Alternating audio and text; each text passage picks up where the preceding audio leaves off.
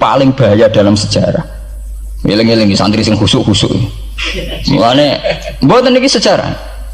Mulane Kiai Memun, Kiai ngalim rata-rata gedeng santri khusuk dalam hal sejarah. Akhirnya ono kelompok sing sok khusuk, yaiku moh tukaran, ya moh partai, moh kelompok-kelompokan. Ngerasa bener dhewe iku disebut kelompok Khawarij. Wong Khawarij itu darani dosa gedhe murtad saking khusuke. Ora ana dosa cilik, kabeh dosa iku gedhe. Mergo dosa iku bentuk pelanggaran terhadap Allah Subhanahu wa taala. Wis entek khusuk wong Khawarij. Ora ana wong khusuk dalam sejarah kaya wong Khawarij.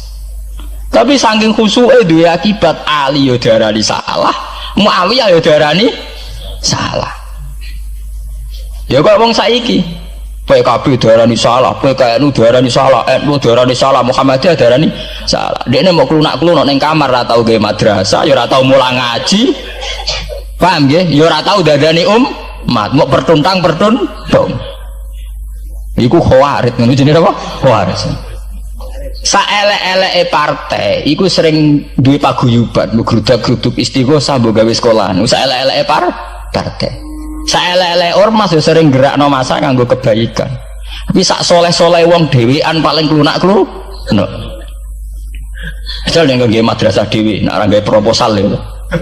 Nek ora ngono donyane entek, padahal donyane mok sapi kuru entek. Iku nggo pondasine tok ora cukup.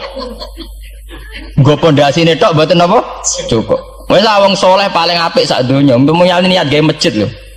Ndadekno pondasine tok apa gredok ora ngarah cukup. Ada sing rapati soleh lewat partai proposal sana sini masjidnya jadi mewah mbok duit subhat mbok haram mbok abang mbok ijo mbok. Akhirnya wong Khawarij gawe satu kelompok sing ngalalno darahe Ali yo ngalalno darahe Muawiyah. Akhirnya matek dipateni wong Khawarij. Sampai sekarang para teroris, para bom bunuh diri itu rata-rata berangkat dari orang yang sudah anti sama kepartaian, anti sama golongan, merasa suci sendiri, kemudian banyak terjadi bom bunuh diri dan sebagainya. Itu sejarahnya panjang. Memang samu gampang tapi urip-urip. Sebab itu semenjak itu sudah ulama-ulama itu tidak senang sama orang yang merasa sok suci sendiri, benar. Loh, saya sering ditanya, Gus, sampean itu kan tidak berpartai. Terus kalau organisasi di Indonesia yang sampean ikuti apa? Tak jawab. Asal NU atau Muhammadiyah itu mayoritas, saya hanya ada di antara dua itu. Asal mayoritas, masih mayoritas. Soal aku tidak pengurus, memang tidak pengurus, tapi saya milih di antara NU atau Muhammadiyah. Asal masih mayoritas. Secara organisasi lah. Bahwa per detail perilaku kita karena kita punya ilmu, ya mungkin kita punya keekhasan sesuai kapasitas masing. Tapi kita harus milih salah satu NU atau Muhammadiyah. Karena ya Nabi sering pesan bahirul muslimin wa man sadza fin nar alaikum bil jamaah fa inna yadawahi ma'al jamaah wa man sadza fin nar. Kamu harus ikut kelompok mayoritas. Kamu enggak boleh hidup sendiri. Wa man sadza fin nar, yang merasa benar sendiri masuk neraka. Ya karena itu tadi ada madrasah karena dibikin kelompok NU. Nanti ada sekolahan modern yang menjadi izzatil Islam wal muslimin melawan wong Kristen atau wong fasik, ya sekolahane Muhammadiyah. Nggak ada madrasah, ada turutan, ada lagar penceng, jasanya wong ada sekolahan sing iso bersaing mbek non muslim wae Muhammadiyah. Ya itu saja kita. Karena kalau tidak direduksi begini, kita akan ikut kelompok-kelompok kecil yang merasa benar sendiri. Misalnya kelompok-kelompok yang kecil-kecil sing aneh-aneh, itu kan mereka lebih orisinil. Tapi saat orisinil kelompok kecil tuh luwih ngeri. Misalnya kayak kemarin ada kelompok An-Nazir. An-Nazir mungkin dia bisa ngepas no dawe Nabi yang sing rambutnya diping nih, sing tenggene japos bodone beda mek bodo kita. Saya tuh pernah melihat di Metro, ini cerita intelektual, pernah lihat di Metro wawancaranya ketua Jamaah An-Nazir. Itu dalam banyak hal memang mereka ingin memiripkan sama Nabi. Misalnya rambut dipilok diping. Dalam sejarah sampean takok ahli hadis, memang Nabi Sayyidina Umar Bakar itu rambutnya apa di apa itu disemir. Terus mereka kalau sholat isya itu akhir, katanya Nabi kalau sholat isya sulusul lail dan sebagainya. Tapi apa sisi yang dari itu terus kemudian merasa persis Nabi? Wong Nabi itu macam-macam. Beliau hidup itu berapa tahun? 23 tahun. Semenjak beliau jadi Nabi itu ngalami kenabian bintang 13 tahun. Dan itu punya ikhwal-ikhwal yang rawan ada nasah mansuh. Seperti sekarang di Pondok Indramayu, di mana-mana ada satu kelompok yang anggap kehidupan sekarang itu adalah periode Makkiyah. Periode Makkiyah itu satu periode yang dimana sholat cek rapati wajib, zina rapati haram, nyabu rapati. Ya ada kelompok-kelompok di kota-kota begitu. Di kota-kota juga banyak orang yang sama orang zina itu biasa, sama orang nyabu biasa. Mereka sendiri tetap mengharamkan zina, tapi nggak perlu dilawan. Sehingga polemik ketika FPI begitu, ada yang mengatakan periode sekarang itu mirip Makkiyah, di mana kemungkaran nggak perlu dilawan, yaitu bil hikmati wal mau'izatil hasanah. Ada orang yang menafsirkan Islam sekarang itu sudah periode Madaniyah, sehingga kemungkaran harus dilawan. Yang kayak FPI itu yang anggap sekarang sudah periode Madaniyah. Lah itu kan artinya begini, semua itu toh mengklaim mirip-mirip niru Kanjeng Nabi. Masalahnya semua itu juga ngeklaim mirip-mirip niru Kanjeng Nabi. Nah, terus kemudian ini cerita Malik ahli sunnah. Kemudian sejarah memanjang. Sausi Ali bin Muawiyah keok, Sayyidina Ali keok di putra Sayyid Husain. Sayyid Husain kon ngakoni pemerintahane Yazid teng Syam. Sayyid Husain boten kersa. Idzan al mautu khairun bi. Kalau begitu lebih baik mati. Terus dibantai teng Karbala. Bonus. Ketika dibantai di Karbala malah melahirkan trauma lagi. Wong Islam sing model tipikal Sunni tetap melok Yazid. Tipikal Sunni bukan Sunni, tipikal Sunni. Artinya melok Yazid wes ora usah dituntut dendam, malah ra ono bare. Akhirnya gak dendam. Kelompok Syiah iku apa-apaanan, putune Nabi kapundhut kok dingin-dingin saja. Kudu ono revolusi, akhirnya revolusi. Sing nglahirno kelompok Syiah kanthi sak mangke. Karena kelompok Syiah itu berangkat dari tragedi Husain, semua penanggalan Syiah mengacu 10 Muharram di tanggal kabudute Sayyid Husain, dan revolusi Syiah selalu mengacu kebangkitan Sayyid Husain. Nah ahli sunnah mulai dulu karena melihat fenomena yang macam-macam pokoknya kayak orang Indonesia saiki. Dan buatan derek-derek itu mulai dhisik. Bon, begitu terus sejarah sampai lahirnya sejarah intelektual. Nah sejarah intelektual sejarah paling nakalan. Jadi mau resiko terus ujuk-ujuk dari sejarah intelektual, yaitu yang diikuti kados Mbah Hasyim Asy'ari, Mbah Fadl, ulama-ulama. Terus wonten panduan ahli sunnah secara gampang. Artinya secara gampang begini, ahli sunnah itu siapa? Orang yang dalam bermadzhab fikih mengikuti ahadul madzahib al-arba'ah.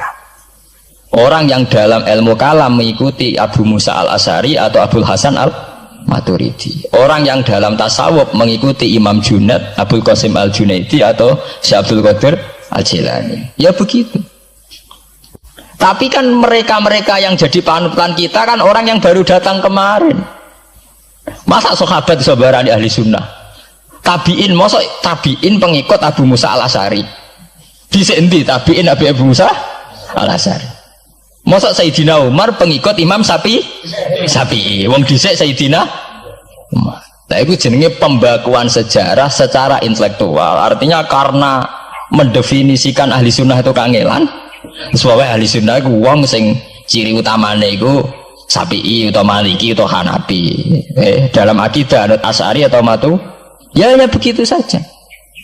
Ya sesuai secara kultural kalau di Indonesia ditarik ahli sunnah sapa ya Nara NU ya Muhammadiyah. Karena Wahabi itu klaim ahli sunnah, sama jangan salah paham. Wahabi sendiri itu menurut konvensi internasional itu masih ahlus sunnah.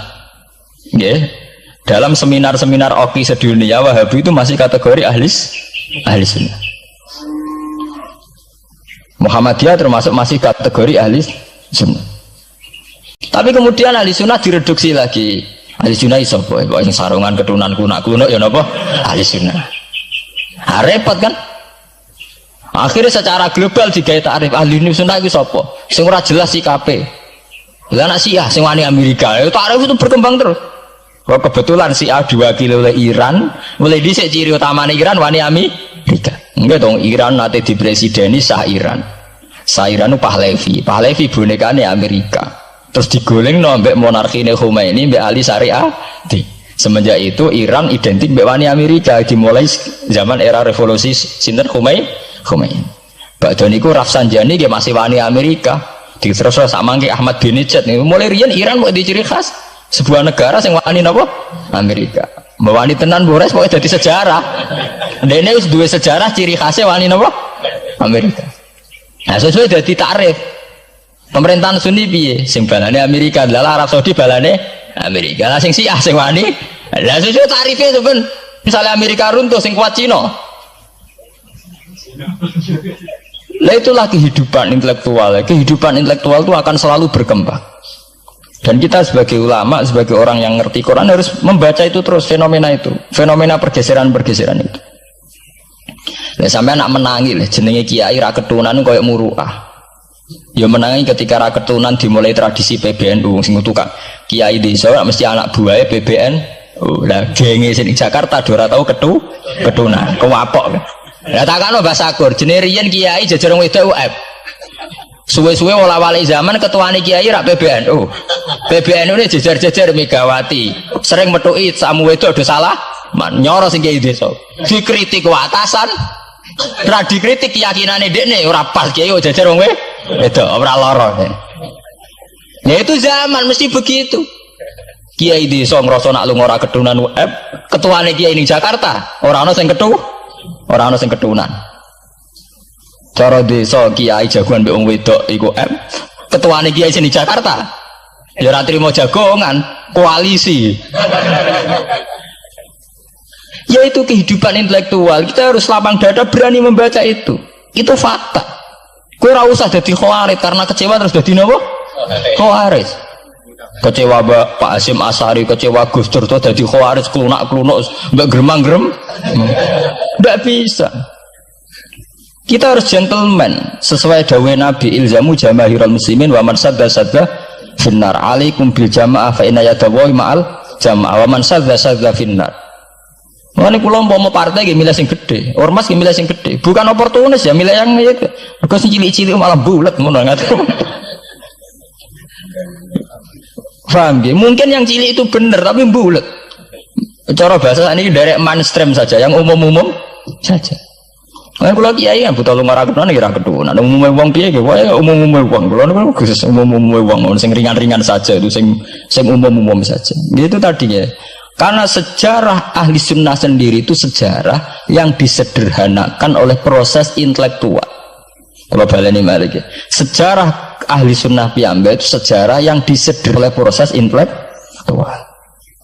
Ini kemudian ada takrif ahli sunnah itu sapa wong sing cara bermadzhab mengikuti ahadul madzhab al-arba, cara bertasawuf mengikuti Abdul Qasim Al-Junaidi, nggih. Cara bertauhid atau berilmu kalam nganggo Abu Musa Al-Asy'ari atau Abdul Hasan Al-Maturidi.